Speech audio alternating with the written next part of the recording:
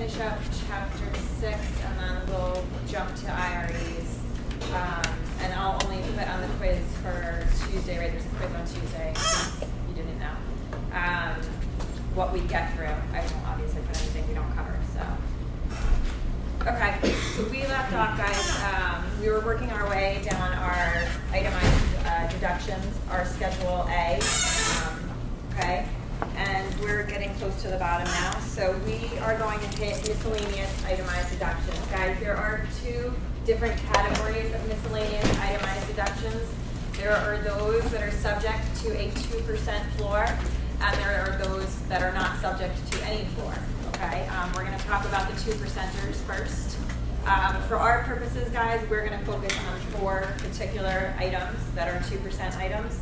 And one of them we're not even gonna cover today because that is the investment expense, and we're gonna circle back to that next week after the quiz. We're not gonna have time to get it in today. But know that that is our 4th component, okay, of the 2% miscellaneous itemized deductions.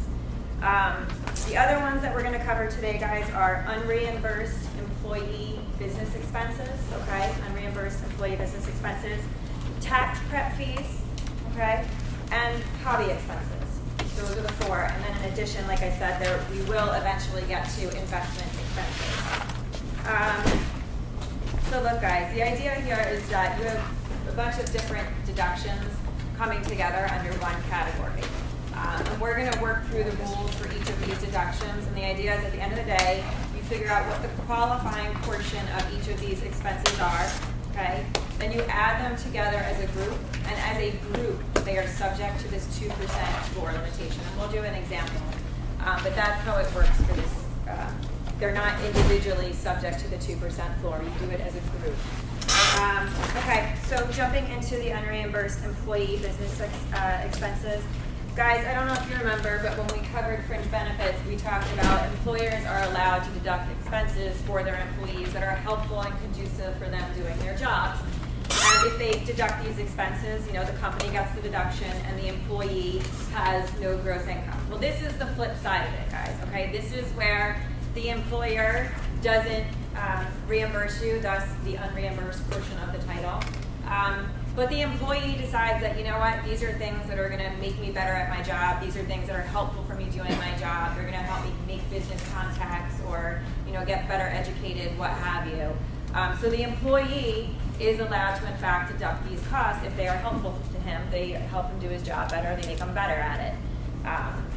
And there's a couple of different categories that we go to. Guys, overall, it's just very basic things like, you know, they want to go to a trade conference, okay? A lot of professions, you have to keep up your accreditations. You may have to take CPE credits. You guys, those of you who go on to get your CPA, you'll have to pay CPA dues every year. You might have to take CPE credits. That's all deductible if it's not reimbursable by your company. It could be things like, you know, a trader might need to read the Wall Street Journal every day to stay on top of business activities in the world. He can deduct those costs. Me teaching at Rutgers, if Rutgers doesn't reimburse me for textbooks or things that I may need to teach courses, I could deduct them personally on my tax return. The book goes on and gives a couple of different other examples, guys. And one I will hit is they talk about uniforms and clothing. The general rule with clothing is that you can't deduct it, guys, if it's what they say is readily wearable as street clothing. So you could take a police officer, okay? He has to walk around in his police uniform, and nobody expects him to wear that to dinner at night, okay? It just, you know, it's his uniform, that's what he wears to work, and like I said, he's not gonna wear that on the weekends. But if you have a landscaper, let's say, and he goes out and he's gonna buy some khaki pants and a t-shirt, and maybe he's gonna buy and sell some good, sturdy, quality boots because he doesn't wanna hurt his feet, you know, picking heavy stuff up. But those clothing, guys, I mean, really, that's clothing we all wear. So in fact, in that case, even though it may be clothes that he buys and uses only for his job, the fact that he could wear them otherwise means he can't deduct them, okay? So you really have to look at it and say, is it something, you know, a common person would expect to wear any other day of the week or not, okay? They talk about job hunting expenses, guys. You are allowed to deduct job searching fees if it's related to the same field you're currently in, okay? So you're switching jobs, you're an accountant and you're going from Deloitte & Touche to Pete Marwick, you're not happy, okay, you can deduct that. As long as you're staying in the same general line of business, that's okay. But they go on to say, guys, that if it's for your first job, okay, your first job, you can't deduct it. Or if you're going into a new field altogether, it's not deductible. Now I'm going to point this out because this happened a lot on, I think, last year when I taught this. Don't get this confused with moving expenses, okay? I said with moving expenses, you can, in fact, deduct them for your first job, okay? You can move for your first job and you can have qualified moving expenses. Headhunting fees, however, for your first job, guys, are not deductible. A lot of people, for some reason, remembered, oh, first job, you know, therefore I can't deduct it. When in fact, if it's moving expenses, you can, okay? Education, there's different rules here, okay? It says if you can deduct them if it is to maintain or improve your skills, okay, in your current field. If you're maintaining or improving your skills in your current field, you can go ahead and deduct them. If it's not in your current field or it's qualifying you guys for a certain job, then it's not going to be deductible, okay? Your college education right now, guys, it's not going to qualify you for a deduction because you are attaining the basic level of skills that you need to go out into the workforce. So this wouldn't be considered maintaining or improving your skills. You're basically now acquiring those skills for the first time. So this doesn't work as a deduction, okay? Also, so some of you may go into tax, let's say, whatever firms you're going to work for. And then you may decide after a couple of years at work, you know what, I want to go back and get my master's in tax. And you come back to Rutgers and you do that. Okay, that would be maintaining or improving your skills in the same field. That would qualify. Okay, but let's just say you go out into accounting right now, maybe tax, okay? And then you say, you know what, I want to come back and I want to go get my law degree, okay? I want to get my law degree.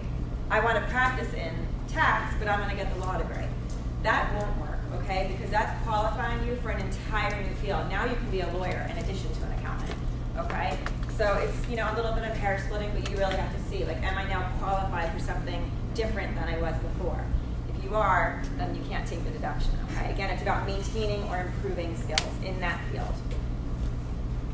Okay. There's also a travel component, guys, okay? We'll talk a little bit about travel expenses here. The book refers to, guys, travel and transportation expenses, and we'll break it into two pieces, okay? Transportation, guys, are basically any costs to get you to and from business locations, okay? Any costs associated with getting you to and from a business location. So you may have to fly somewhere, maybe you're taking a train, maybe you're in New York and you're taking a cab to a client meeting. These are transportation expenses, okay? Now, little side note, look, guys, they'll always tell you that, you know, your transportation from your home to your job is your personal commute, okay? It's a personal expense under Code 262. So you can't deduct, you know, the cost of using your car every day to go to work. If you pay for the bus or the train, you can't deduct those costs. It's not going to work. It's considered personal. If, however, in the morning you were waking up and instead of going to your office, you're going to a client meeting, so you're going straight from your home to a client meeting, or you're going to some sort of alternate job site for the day, that is deductible. You can deduct those expenses. Weirdly enough, they also allow you to deduct if you're going from, let's say, your first job to your second job. That is deductible. I don't know why, because I would think that would be personal, but they're giving you some leeway there. They're saying if you're going from job number 1 to job number 2, you can go ahead and deduct the expense of getting there, okay? Now, if you are using your car, you have basically two choices, okay? You can track and deduct the actual costs of using your car. So you can track, you know, your lease payments, your insurance, your oil changes, you know, any registration fees, anything like that. You can add it all up, and you can look at your mileage at the end of the year and say, this is business, this was personal, and you can deduct the actual costs. Most people don't want to be bothered doing that, okay? So instead, what you can do is they every year publish a rate, and this year it's 57.5 cents per mile. Okay, you can deduct 57.5 cents per business mile driven.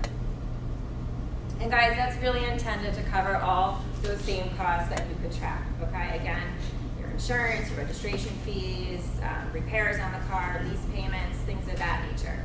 What that 57 cents doesn't include, 57.5 cents doesn't include, guys, is tolls, okay? And if you have to park somewhere, those are extra deductions to you, okay? Jared, you had a question? You said to the first job, it's not deductible, right? If you're going from your home to your regular job, it's non-deductible, that's considered personal. But they do give you a deduction for going from job 1 to job 2. Yes, that is deductible. You go to a client, you go to an alternative work site, those are deductible expenses. What about things like where you're always going to the client? Deducted. Deducted. If you're not going to your regular place of visits, your home office, you can deduct it. When you guys go to work, add up all your miles on your car because it is deductible.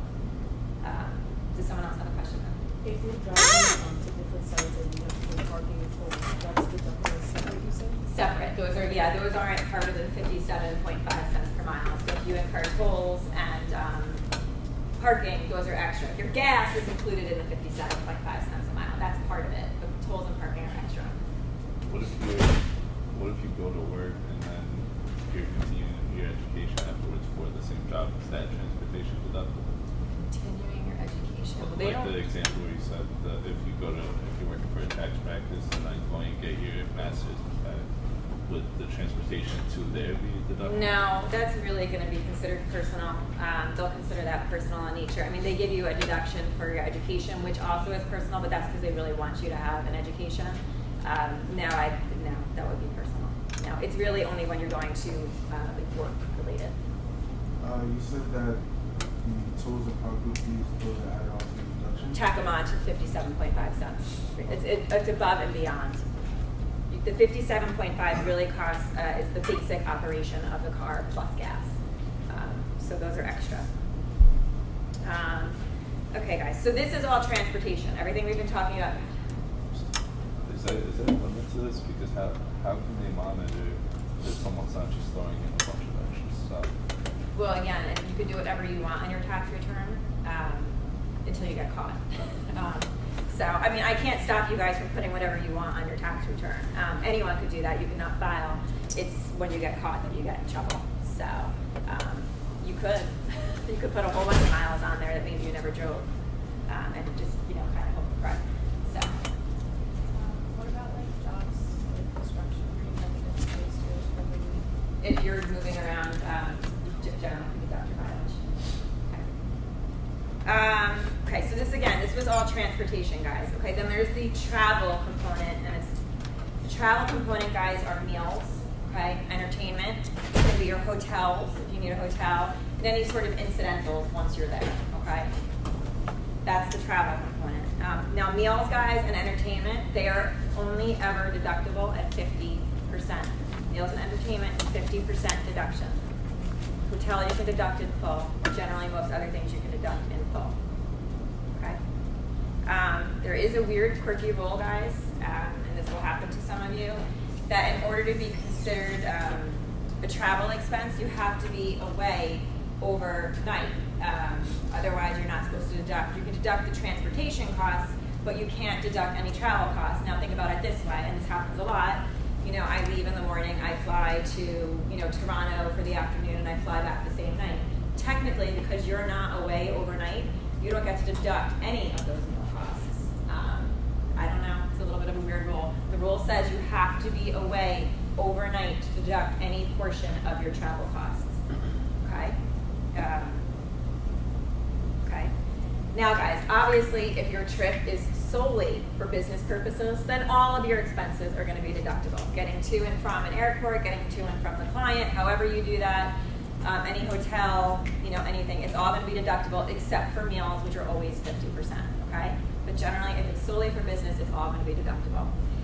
If you have a mixed purpose trip, meaning you've got a little bit of business, a little bit of personal, you have to look and see what is the primary purpose of the trip, okay? If you are primarily going for business reasons, then 100% of the transportation costs are deductible, okay? So this would be getting to and from the airport. Okay, that will be deductible. The flight itself, that would be 100% deductible. Then when you're on the ground locally, so let's say I have a 3-day business trip and I'm just gonna tack 1 day on for sightseeing, you know, on the last day, I'm gonna stick around an extra night that I don't really need to, okay? I could deduct all the costs of getting to, from the airport, getting there on the plane, but what I can only do is I can only deduct the 3 nights of hotel, the 3 nights of meals for the time I'm there for business purposes, okay? The extra night of hotel, the extra 50% night of meals, that's on me. And hotels is what they speak to always.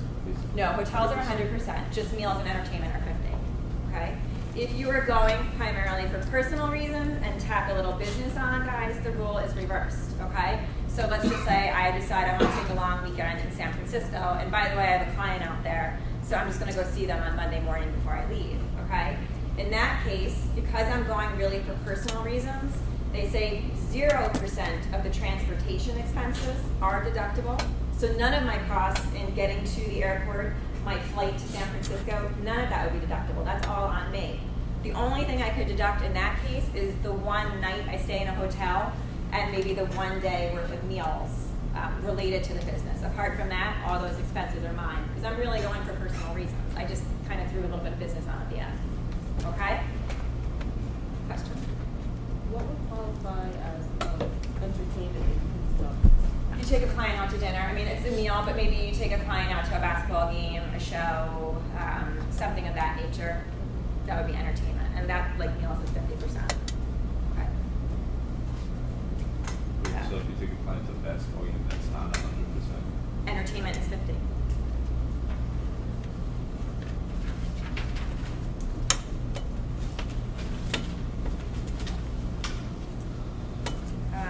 Now guys, keep in mind, right, I've been talking about unreimbursed employee business expenses.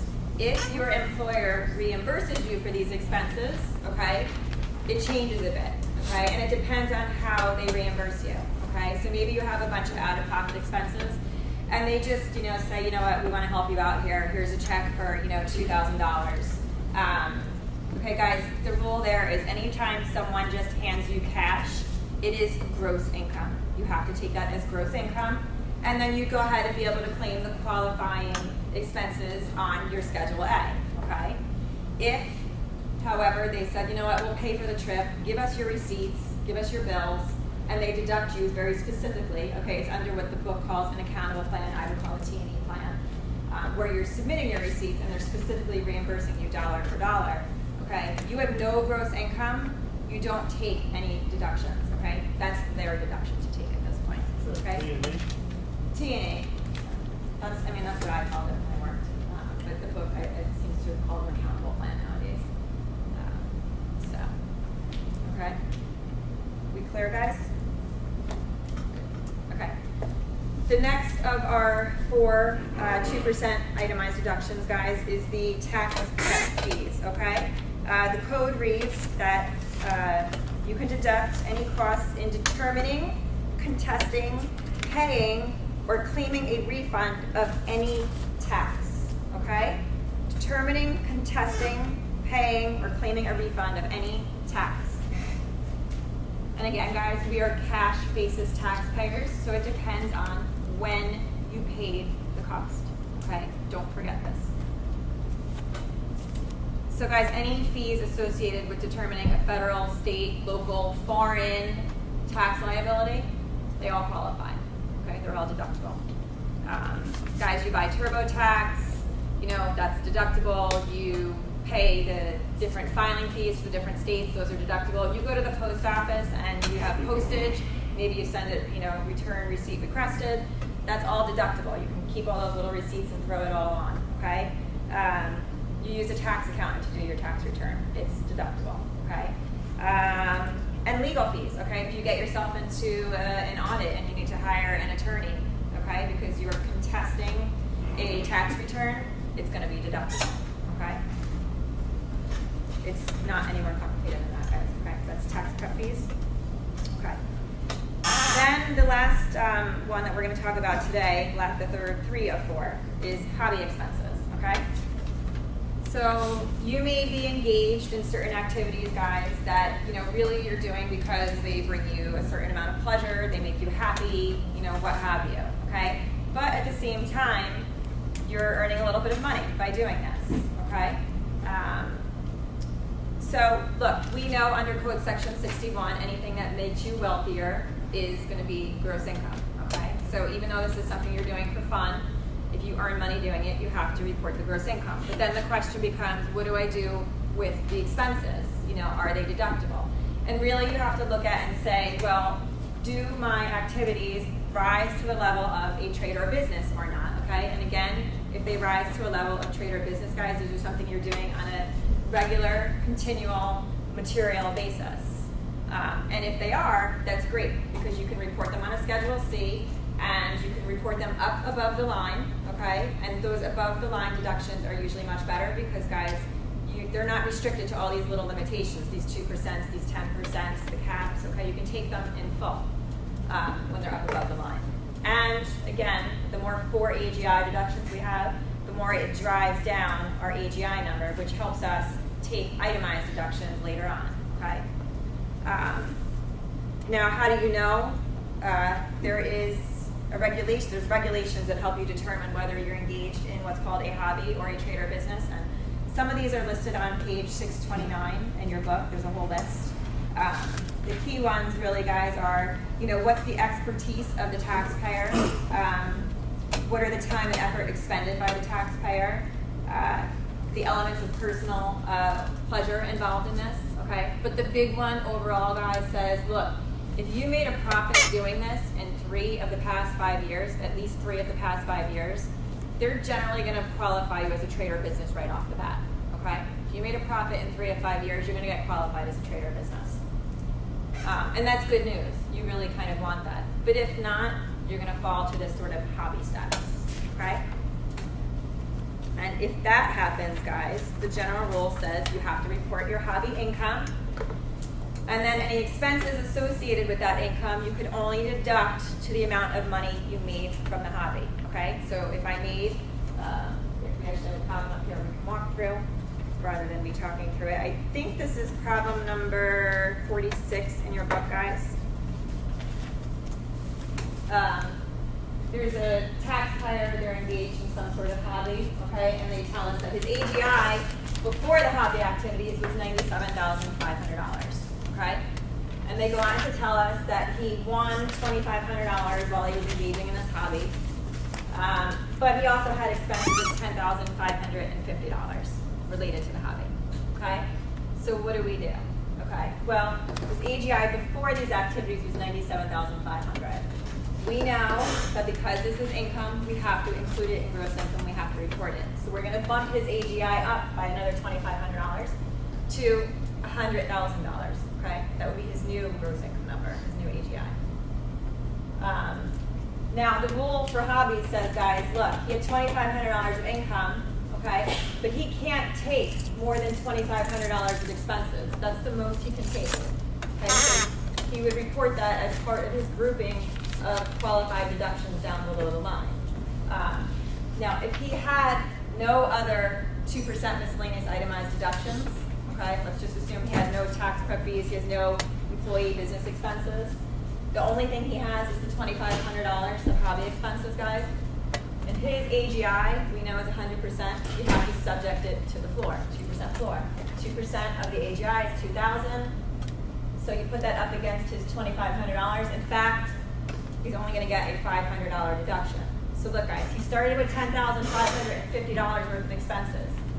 Off the bat, before the 2% floor, we took away, you know, we took away $7,050 of his expenses, right? Because you could only initially take those expenses up to the amount of income.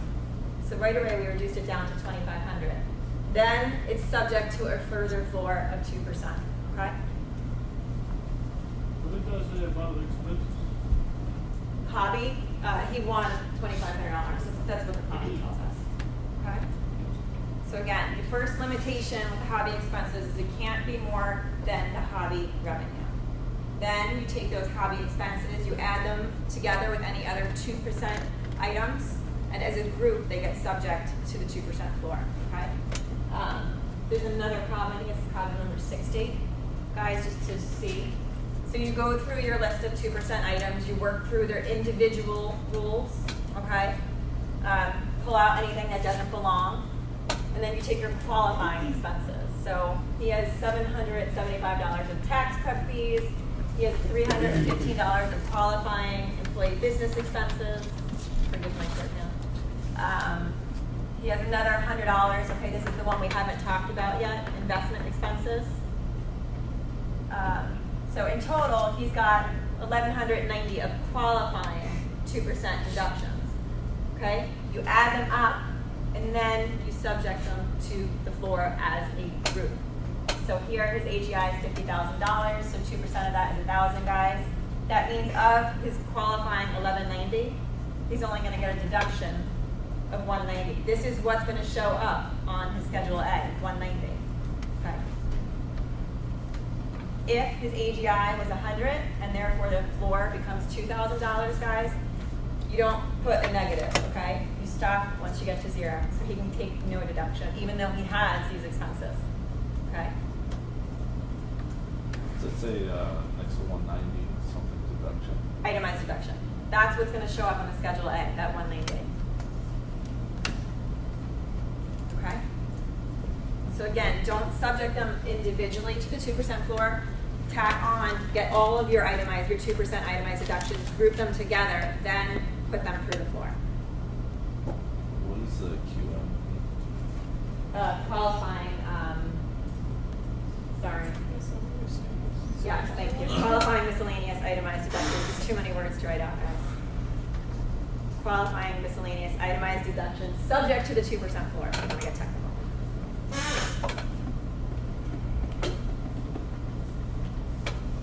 Are you guys good? Guys, look, none of these concepts by themselves are hard. Again, it's just the sheer volume of material we're covering that makes this difficult, okay?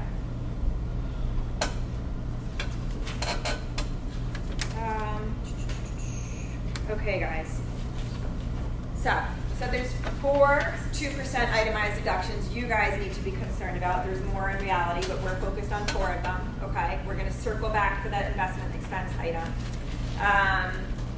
Then there are miscellaneous itemized deductions that are not subject to a floor. So they get reported in a separate category, okay? They get reported on line number 28 if you look at your Schedule A, and there is no floor for these, okay? And I'm gonna point out 3 of them that you guys should be aware of, okay? Gambling losses, okay guys? We've talked about you can take your gambling losses up to the extent of your gambling winnings. This is where you would report them. Your miscellaneous itemized deductions not subject to the 2% floor, okay? Casualty and theft losses from investment properties. Okay, we talked about personal the other day, guys, and they have their own category. But if it's from investments, they get reported down on that line 28 down below, okay? So personal's up above, investments are down below. Okay. And when we were doing gross income, guys, we talked about annuities, okay? Annuities are something that you invest in and then they pay you some sort of steady stream of income, okay? And we said because you make an investment, you're entitled to a return of capital. So a portion of each payment you get back from your annuity, you pull out the capital, which is non-taxable, and then the balance is gross income, okay? But we said sometimes, unfortunately, taxpayers pass away before they fully collect these annuities, so they haven't fully collected back their entire investment, they haven't gotten back all of their capital. And I told you at the time, if that happens, you are allowed to take, reclaim that capital as a deduction on your final tax return, okay? This is where you would do it. This is, you would reclaim those unrecovered premiums that you paid for the annuity here, okay? As a miscellaneous itemized deduction, not subject to 2%, okay? Exciting stuff. You guys look like you're all ready to fall asleep. Okay. Okay. All right, guys. We good? All right. So we have just worked our way through the Schedule A, okay, we have filled out every single one of these categories, okay? And we have figured out what's gonna get reported in this end row on the right side of our form, okay? We've subjected some of them to 2% floors, some of them to 10% floors, some things to 50% or 30% caps. Some don't have a limitation, okay? We've gone item by item. So now the idea, guys, is that you would take this and total it up, okay? But you may not be done, okay? If you look at the last line, line number 29, it says, is form 1040, line 38, which is an AGI line, over, and I'm gonna have you scratch out the amount and write in a new amount, okay? Is line 38 over $154,950? Where are you at? Your Schedule A, line 29. Schedule, no, you're on 1040.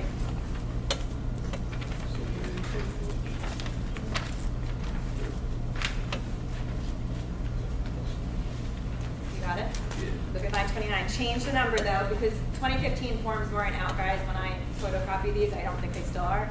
So this is last year's information. So scratch out where it says 152,525 and replace it with 154,950. Okay? Okay? And if you answer yes to this question, okay, line 38 is AGI.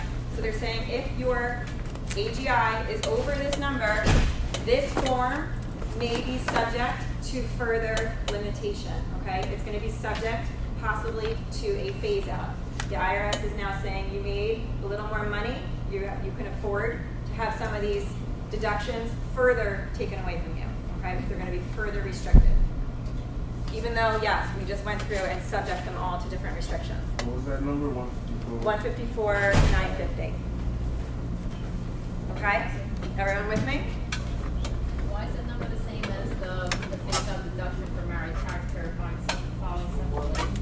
It's supposed to be because that is the absolute lowest number. Okay. So if you have a taxpayer who meets that number, you need to now go double check and see. You'd have to check his filing status because it may not apply. But it's just saying, look, if you hit this number, you may have further phase outs. Okay? So look, guys, the idea is that, yes, we just did all these deductions and we just put them through all sorts of limitations and deductions and restrictions, but there may be a further restriction, okay? This year, the numbers are saying if your AGI gets to these levels and you look at the different statuses, okay, married filing separate is the lowest. You have married filing joint and single. You may have to reduce this, okay? There's a formula that tells you how much will get phased out. It's a two-part formula. It's a lesser of formula, okay? You have to take the taxpayer's AGI from line 38, okay, minus these thresholds based on his filing status, times 3%, or 80% of itemized deductions subject to the phase-out, okay? So what does subject to the phase-out mean? Not everything on here is subject to this further limitation, okay, guys? And I would star them or do something with them on your form, okay? Medical expenses, guys, are not subject to this further phase-out. Casualty losses are not subject to this further phase-out. Gambling losses, not subject to this further phase-out. And investment interest expenses, which we haven't talked about yet, it's line 14, are not subject to this phase-out. Okay, and we'll walk through a problem. We'll pull them out. But everything else on that form, if you reach the level of AGI in these thresholds, is going to be subject to phase-out. Okay? So what was Medical, gambling, casualty theft, and investment interest expense, which is line 14. Guys, if you have these forms, start them, mark them, something, okay? Because you want to remember to pull them out if you have to go through this. What was the last one? Investment interest expense.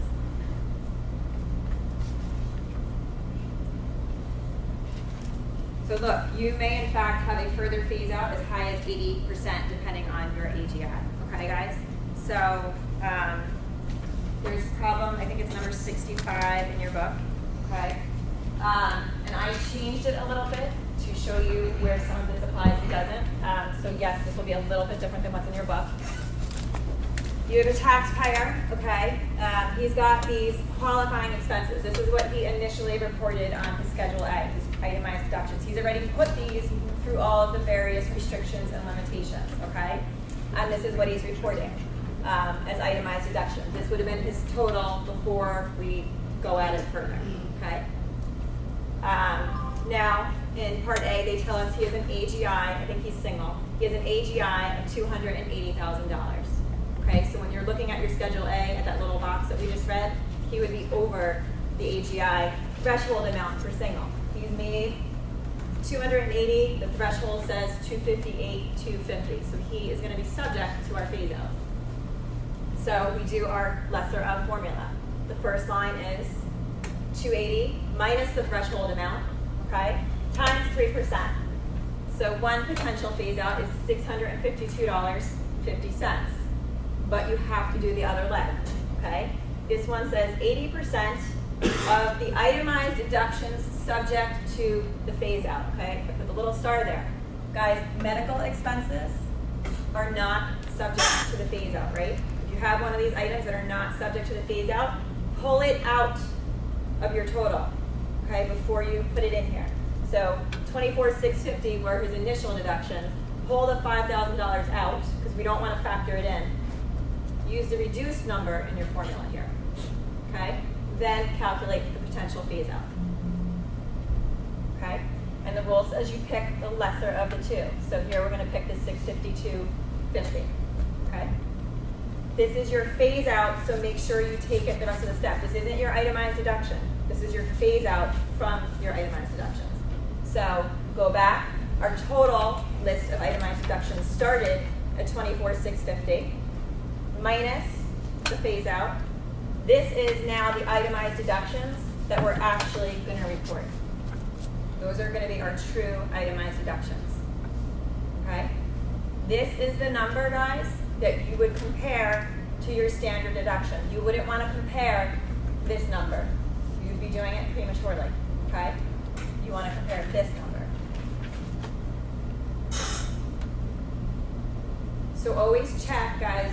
Especially if you have a taxpayer who's making a fair amount of money, you always want to check and see, because chances are he's subject to more restrictions, okay? The more you make, the more they take away. And we're going to keep seeing this a lot. Same thing here, guys, except for now he made, $1,280,000. Same sort of formula, okay?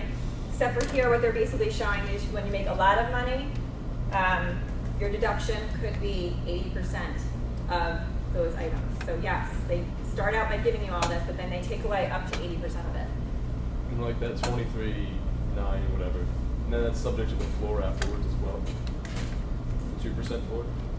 No, this is after you've done everything. Oh. So we've already, right, we have all these items. We've already worked our way through every single item on the Schedule A. We've already done one by one.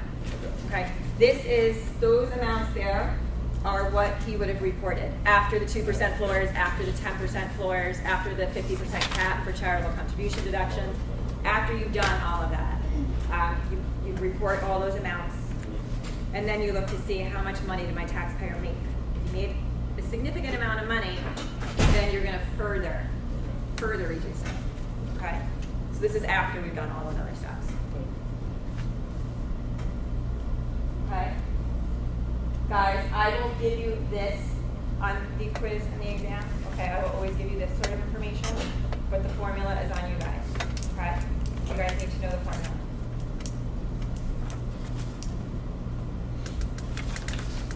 Guys, you understand how this is flowing. I just want to make sure everyone understands what's happening here.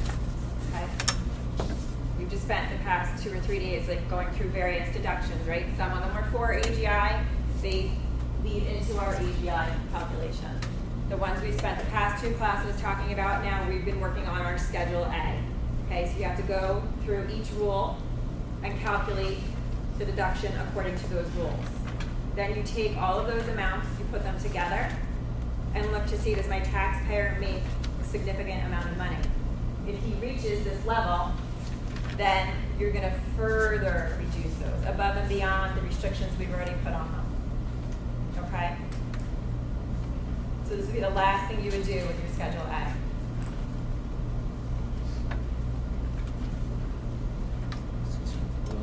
the 19650 come from? 19650 is, okay, so I said this rule says, there's a formula here, okay? It's a lesser of formula, so you have to calculate both sides of it. But the second leg of the formula says you take 80% of itemized deductions subject to the phase out.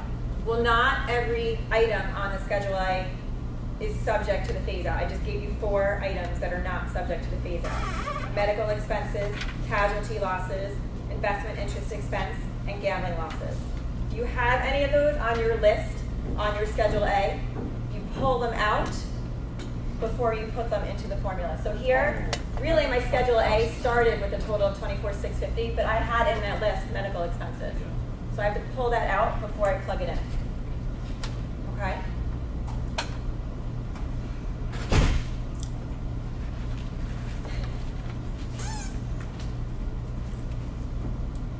Questions, guys? Okay, moving forward. Either you guys are asleep or you look panicked. Okay, guys. The book, guys, goes into then standard deductions, okay? You guys are a little bit familiar with the standard deduction now, right? It's a basic amount that every taxpayer at a minimum is guaranteed based on their filing status. We've been looking at those for a bunch of weeks now, okay?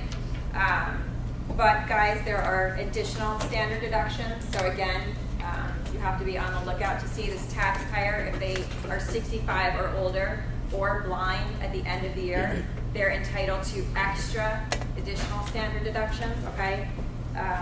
If you're married filing joint, it's $1,250. If you are anything but married filing joint, it becomes $1,550. Guys, and it's per incident, so this sounds awful, but if you're 65 at the end of the year and you're blind at the end of the year, you get your basic standard deduction, plus you get another, if he's married, $1,250 and $1,250 for being blind. You get $1,250 for being 65, and you get $1,250 for being blind. If you're married to someone who's 65 and also blind, you get your married filing joint standard deduction. I think it's $12,300 this year, okay? Plus you would get $1,250 times 4, okay? So it's per instance. You have to look to see, are they 65 or older at the end of the year, and are they blind at the end of the year? If they are, there's extra standard deductions out there for them. And that standard deduction with the extra component is what you want to compare to the phased out itemized deductions, okay? Again, guys, if you're in a quiz, an exam, and you're looking at ages, okay, look at the ages. Don't just take them for granted. They might mean something. They might be telling you that you have to add on deductions or something else, okay? The book mentions, look, if you are dependent of someone else, but nonetheless you have to file your own return, right? So someone has claimed your exemption, therefore you're also not entitled to a basic standard deduction. So if you're a child and your parents claim you, but you still have to fill out your own tax return, not only do you not get your own personal exemption, but you also don't get the $6,300 standard deduction, okay? Instead, you get what's an alternate standard deduction in these cases, okay? And we're gonna look more at this, so I'm not gonna dwell too much on this now, because this will play in when we do kitty tax, when we get to taxes next week. You get the greater of either $1,000 flat, or $350 plus earned income up to the basic standard deduction amount. So they couldn't take more than $6,300, okay? 1,000 plus or? It's greater of $1,000, or alternatively, $350 plus their earned income up to the standard deduction. It says 1,050. Did it change this year? It changed. I have my still Saying about the rates. line, that was like, oh. See? I missed some of the stuff in my notes. I'm pretty good about going back and changing things, but I missed that one. So it's $10.50 this year? You guys can see how much it was. Good. Okay, so $10.50, I take it back. Or 300, is it still $350? Yeah. $350 plus earned income. I usually go through and scratch everything out. Okay. Like I said, I'm not going to worry about this right now because this is going to play in more when we do kitty taxes in a few weeks. Okay. And then, guys, there's stuff in your book there, Chapter 6, about bunching rules. Don't worry about that stuff. Okay. Don't worry about bunching rules. Okay. We're not quite done yet. Okay guys, so we know from chapter 4 that taxpayers are entitled to personal exemptions generally, plus they may have dependency exemptions, right? And those are $4,000 a piece, okay? But again, the code is not always so generous as it first seems. If your taxpayer reaches these same AGI levels, those exemptions start to get phased away, okay? The exemptions will start to get phased away. So again, anytime you have a higher earning taxpayer, guys, be on the lookout for these extra sort of restrictions and phase outs, okay? Problem 66, guys, there's a single taxpayer, they tell us he has 3 dependents. So he has 4 exemptions, 1 personal, 3 dependency, okay? His 4 exemptions are worth initially $4,000 each, so his starting point is $16,000, but they give us an AGI number. Now here, guys, he's single, okay? And he makes $150,000. Well, he hasn't quite reached the threshold, okay? So he's entitled to all $16,000 in that case, okay? If he hasn't hit the level, he doesn't have to worry.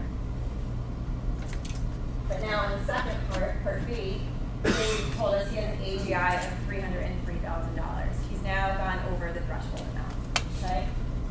The formula here, guys, starts off the same as this other formula.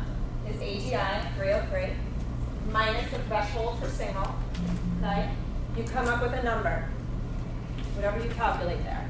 You divide it by 2,500. This 2,500 is just a number given in the code. It's not something I made up. 2,500, whatever you calculate, divide by 2,500. It's just a given, okay? You come up with some number that might be a decimal, okay?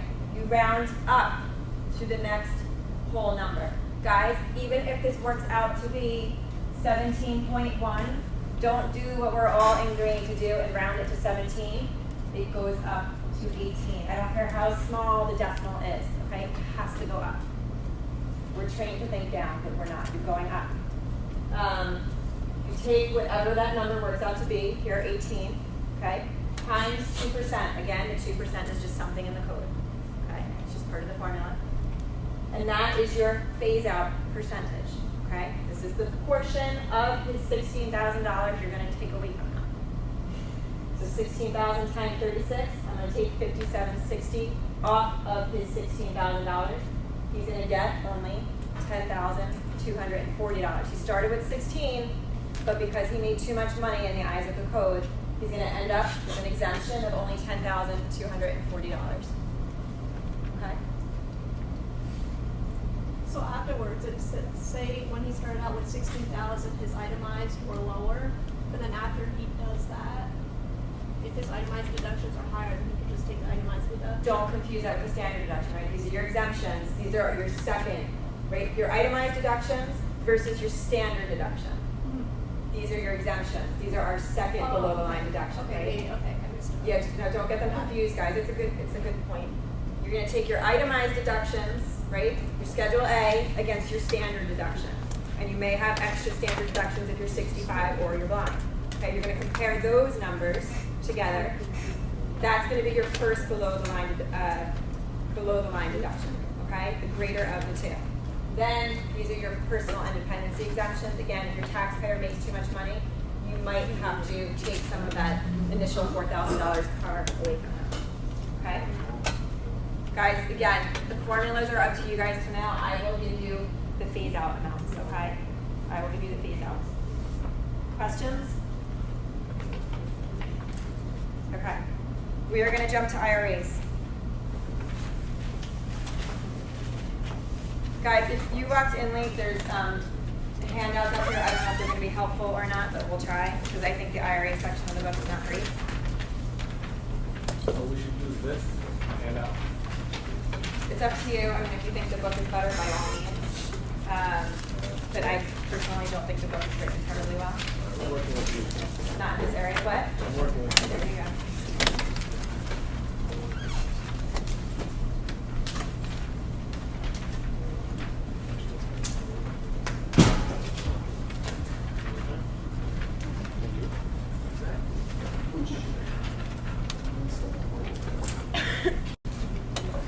Sorry guys, I know some of this is small, but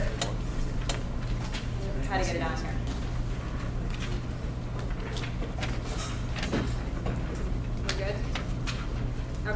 So look, I mean, IRAs, guys, I mean, they're investment vehicles for retirement. So you guys are probably familiar with that. They're very similar to 401ks. The difference being that IRAs are not sponsored by an employer. 401ks are. Okay, you can't open your own 401k. You can open your own IRA though. Okay. Now, the starting point for IRAs, guys, the rules say that currently, anyway, in any given year, a taxpayer can contribute up to a maximum of $5,500, okay? But if he's 50 or older, he can actually contribute up to $6,500, okay? So if he's 50 or older, he actually gets another $1,000. So again, beware of the age of the taxpayer. What'd you say the age was? 50, in this case it's 50. If he's 50, he gets another $1,000. So he can potentially contribute up to $6,500 to an IRA, okay? Or, though, guys, you have to look to see what is their earned income, okay? Because the rule says the taxpayer can contribute, I'm gonna use $5,500, guys, but know that if he's 50 or older, it's actually $6,500, okay? This is the maximum amount you're allowed to. This is the contribute, or maximum like amount you that? can contribute to an IRA currently in 2015. This is the maximum amount you can put into an IRA. Oh, so it's not just deductible then? No, and we'll go through that. No, they're not all deductible. Nope. But this is initially the amount that a taxpayer can contribute, okay? Up to $5,500. Or though, if his earned income is less than that, he can only contribute up to his earned income amount. So you have to right away look and see if his earned income is lower than $5,500, guys, that's gonna be his basis, okay? Now, what is earned income, guys? You know earned income is stuff you work for, okay? So it's typically your salary, your wages, bonuses, commissions. If you're self-employed, okay, it's your self-employment earnings. They throw in alimony. Typically, for the rest of the code, alimony is not considered a form of earned income, but for IRA purposes, alimony counts as earned income, okay? So that's your starting point, okay? You can contribute up to $5,500 or your earned income, whichever is lower. Now, guys, there's 3 types of IRAs.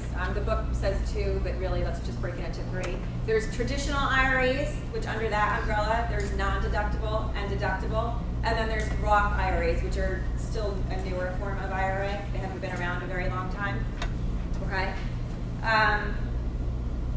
Most people want to go for the traditional deductible IRA, okay? Human nature is take the deduction today, we'll worry about the taxes tomorrow, okay? So that's usually gonna be your starting point as a taxpayer to see, can I get myself a 4 AGI deduction today, and I'll worry about the taxes later, okay? We'll look at the traditional first, and we'll look at the non-deductible actually first. The non-deductible, guys, is generally gonna be the least desirable, because the fact is you're putting your money into these with post-tax dollars, okay? And then you're gonna pay taxes on the earnings when they come out. So you're buying this IRA, you're putting money in from time to time with post-tax dollars. You're not getting a deduction, that means, okay? And then when you take the money out, when you take distributions, part of it, like an annuity, is gonna be return of capital. Part of it is gonna be earnings, okay? You have to pay tax on those earnings when it comes out, okay?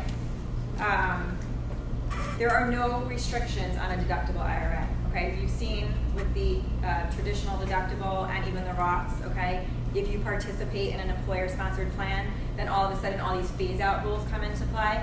That doesn't apply to the non-deductible plan. So you can always make a contribution to a non-deductible IRA up to the lesser of your earned income or $5,500. It's always available to you, okay?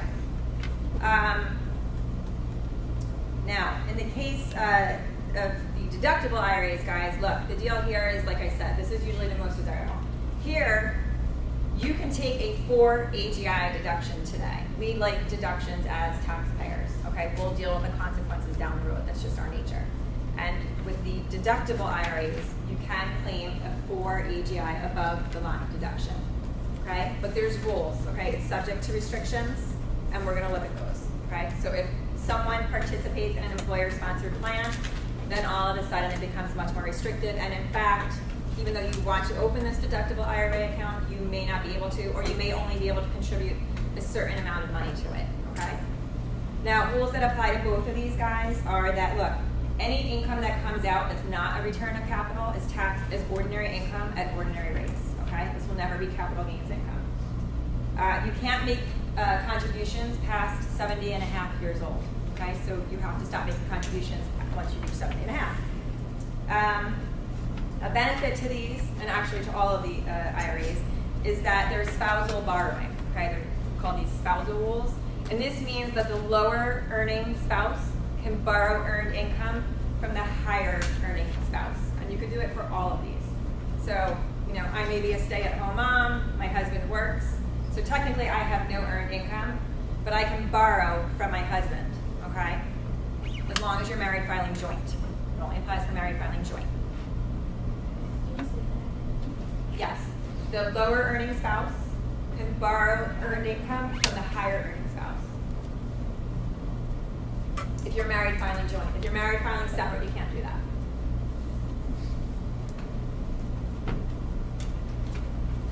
Now, in either one of these guys, if you take money out of these accounts before you reach 59 and a half years old, you have to pay taxes on it as ordinary income, okay?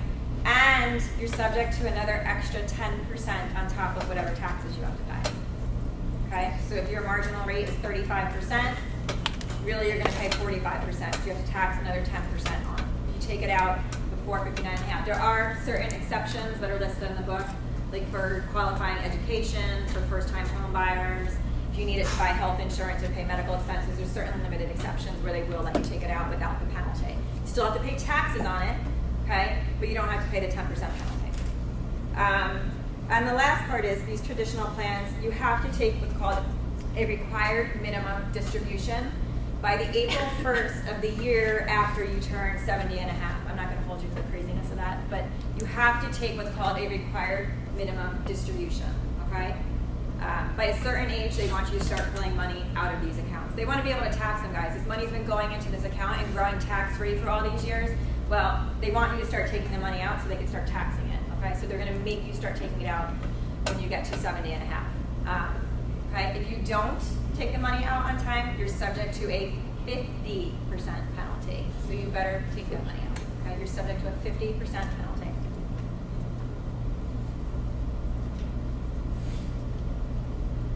We have to withdraw the full amount? I'm sorry? We have to withdraw the full amount? No, it's there's a calculation, a very involved calculation. It depends on how old you are and how much money is in the account. It usually works out to somewhere between like 3 and 4% is usually roughly that you have to start taking out. But there's a formula for it.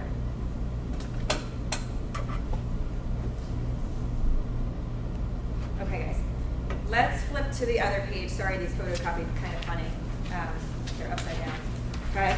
So now we're going to focus on these traditional deductibles. Like I said, guys, the idea with the non-deductible is you're going to take, you're going to pay your taxes and then you're going to take some money and put it into an account, okay? You're not going to get a deduction, and you can always contribute up to the lesser of earned income or $5,500. So that non-deductible is always available to the extent you have earned income.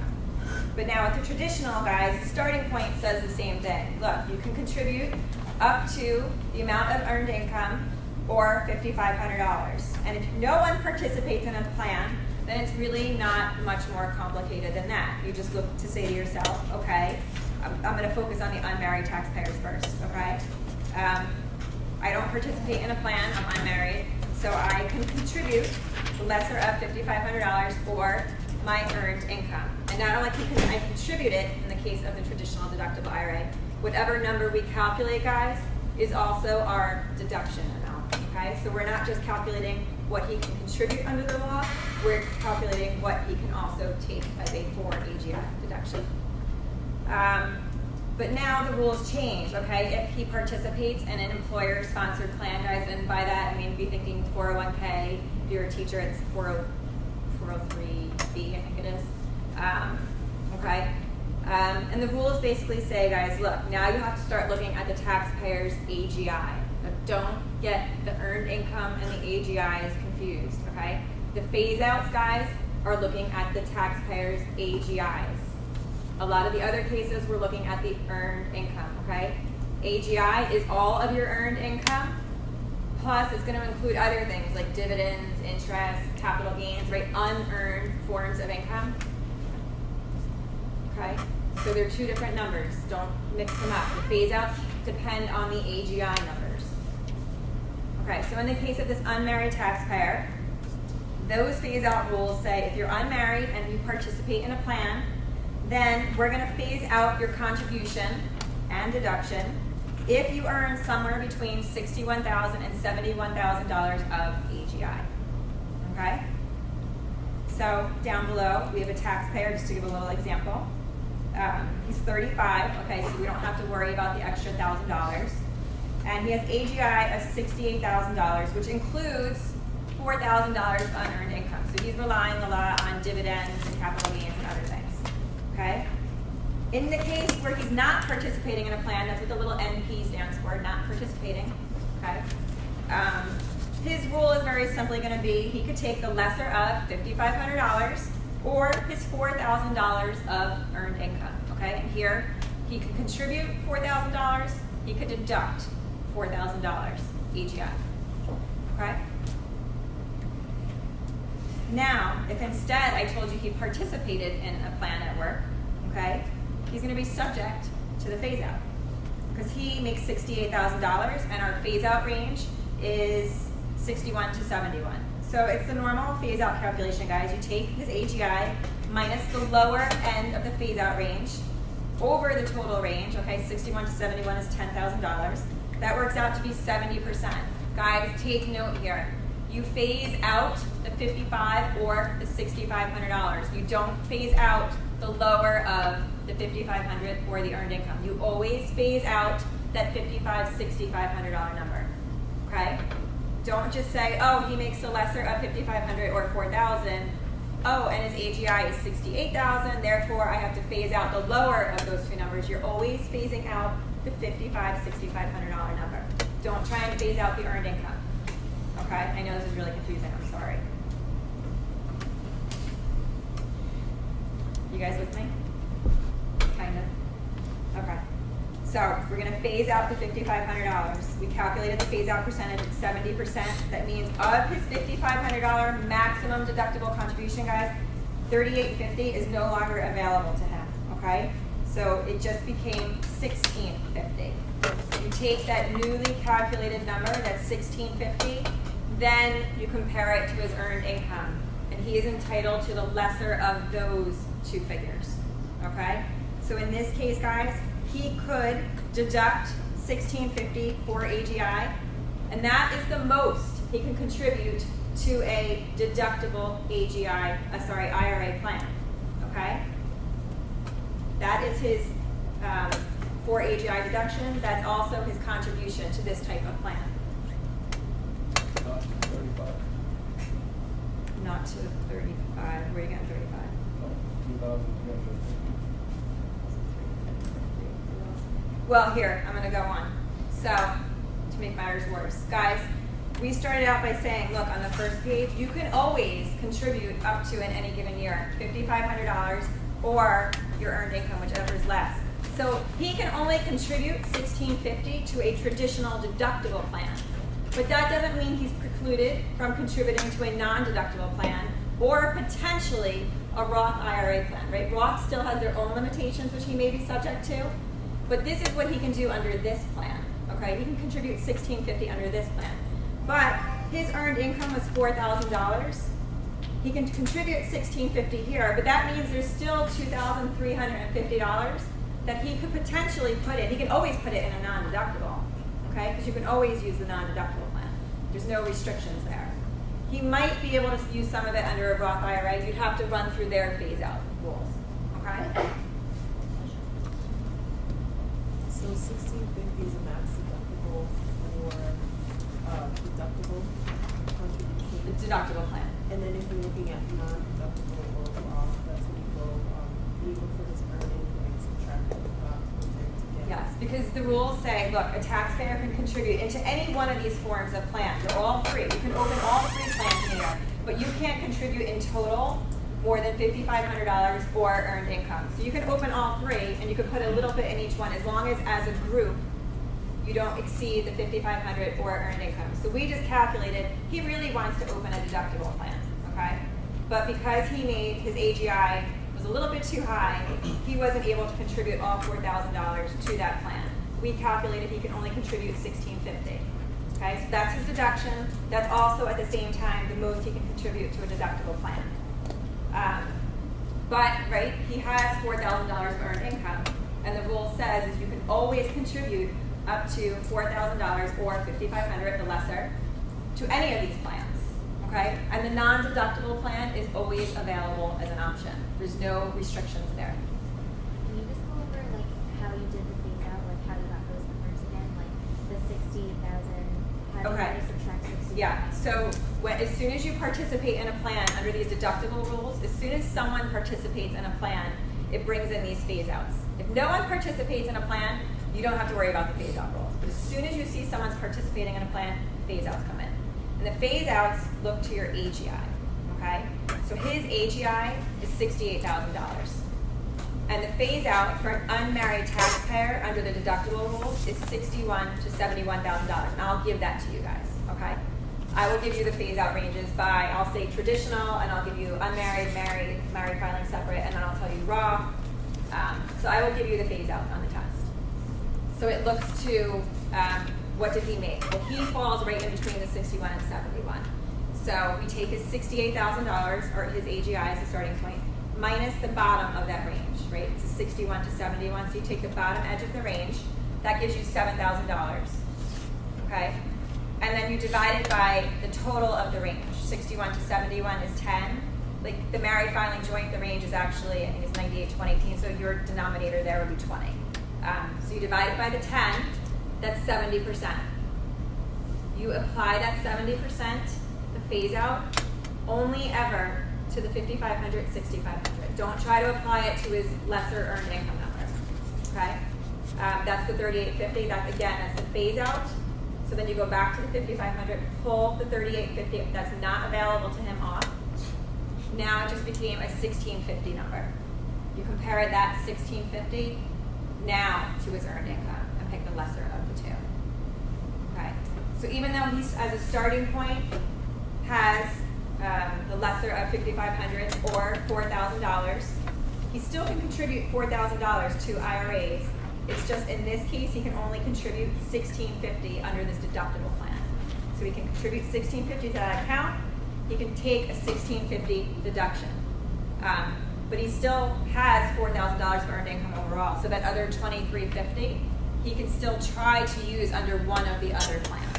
Always the non-deductible will be available. He may or may not qualify under the Roth because they have their own phase-out rules with their own numbers. So he may be able to get someone under the Roth. He definitely get it under non-deductible. Okay? So why do we use the 65? Because he's 30. What did I say? He's 35 years old. Oh, so only if he Only if he hits 50 years old do you change that 5,500 to 6,500. and the rock is also desirable.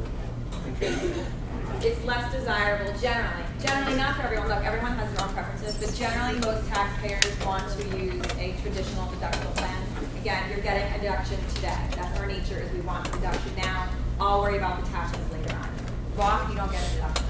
Okay? So usually most people start here and then look at Roth. Oh. Okay?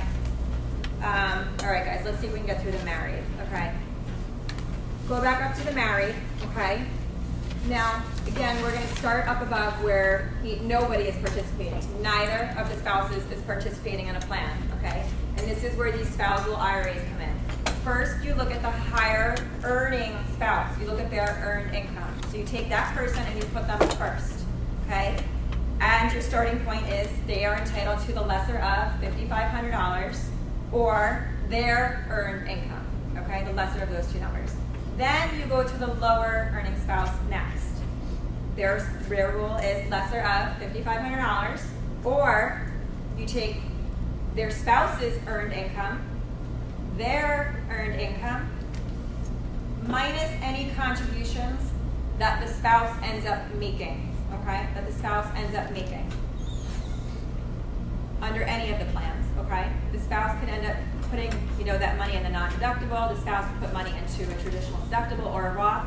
So you look to spouse's earnings, their own earnings, minus what their spouse actually ends up contributing, okay? That's the rule. That becomes essentially their earned income overall. So they are entitled to the lesser of those two numbers. So that they're borrowing from the higher earning spouse, guys. Okay. Now, where it gets hairy is if someone's participating, okay? And it only takes one person to participate to trigger the rules for both parties. Okay? So the rules then say the participating spouse gets a phase-out, AGI phase-out range of 98 to 118, okay? The non-participating spouse gets a higher phase-out range of 183 to 193. Guys, one spouse could be participating, which means they're gonna get the lower range, and this other spouse is gonna get the higher range. If they're both participating in a plan at work, they're both gonna use those lower ranges, okay? They're both gonna use the 98 to 118. And it doesn't matter if it's the higher or lower earning spouse, it just matters, are you participating or not participating, okay? Okay. Example. And I apologize for the shorthand, guys, because no way I would have gotten it on here. So take spouse number one, because you always start with the higher earning spouse first, okay? They are participating, that's your little pig. And they have earned income of $170,000. You have spouse number two, they are not participating in a plan, and they have no earned income. As a couple, they have AGI of $185,000. So they probably have some interest in dividends and things like that of $15,000, okay? Now, because spouse number one is participating, they're both subject to phase out, okay? Automatically spouse number two gets tied in. So, you look at spouse number one first. His AGI or her AGI, guys, of 185 exceeds the threshold for the participating spouse, right? The AGI threshold for a participating spouse is 98 to 118. Well, I just said that their AGI is 185, okay? So they're gonna get a total phase out. They're not entitled to any of the $5,500. So their number is gonna become the lesser of 0 or their earned income of 170. And obviously it's gonna be 0, okay?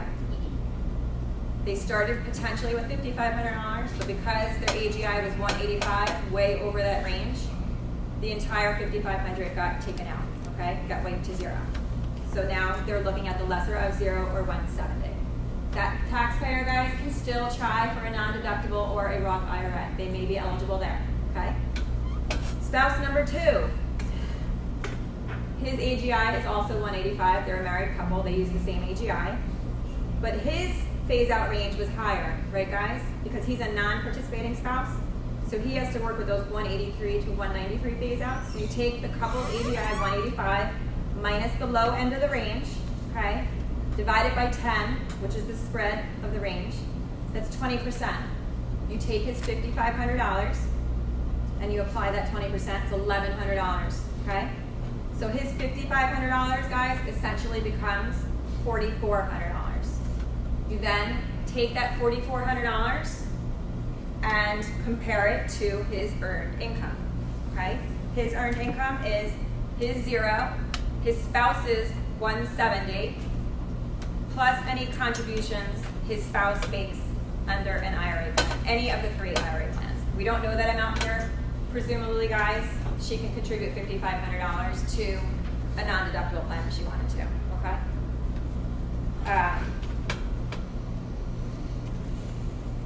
Are you guys with me or are you completed? Okay. Let's try another one. Okay, so now here we have spouse number one who's participating. They have $30,000 earned income. Spouse number two participating also, earned income 20. Together they have an AGI of 100, okay? They're both subject to phase out because both parties participate. But even if just one party participated, guys, regardless of which one, they're both gonna be subject to phase outs, okay?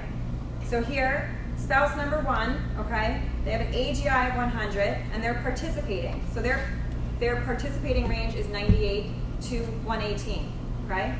So we take their $100,000 couple AGI minus the low end of the participating range, 98, and we divide it by 20 because that's the spread between the 98 and 118 participating range, okay? That gives you 10%. We apply it to their $5,500, and that reduces it by $550. That means that their initial $5,500 becomes $4,950. We then take that and compare it to that spouse number one's earned income, okay? And there, she's gonna be able to contribute $4,950 to this plan. Spouse number two, same AGI guys, and this spouse is participating, so they also use the more restrictive 98 to 118 rules, okay? So their couple AGI minus the low end of the range, 98, divided by the spread, same calculation guys, 10%. He applies it to his own potential $5,500, and that results in $4,950 only.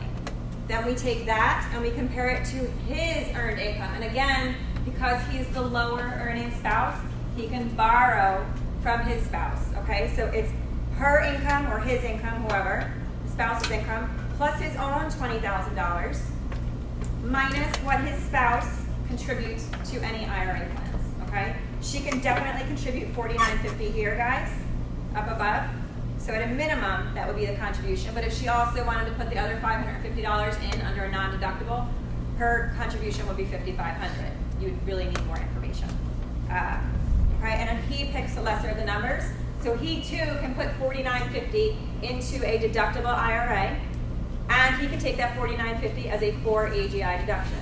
As a couple, guys, on their married filing joint return, they would take a 4 AGI deduction of $9,900. Don't shoot the messenger, guys. I'm just teaching what's in the book. I know this is hairy.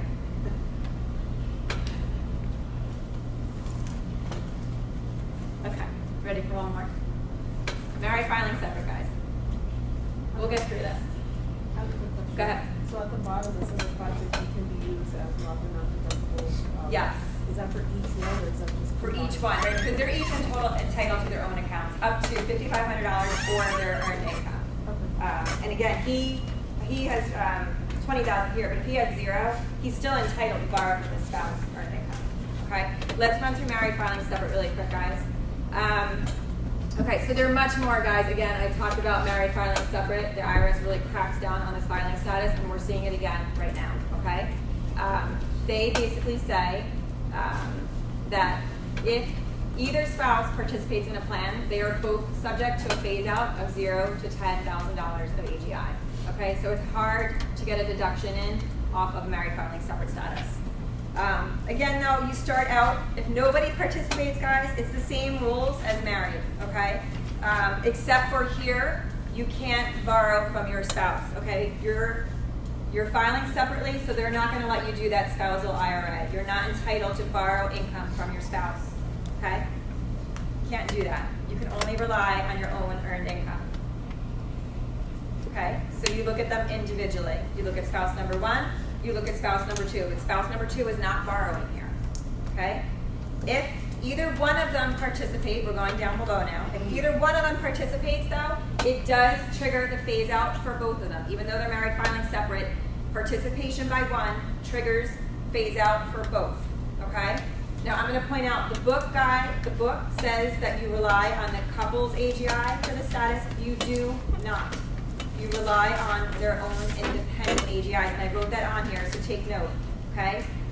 Phase out's calculated using individual AGIs.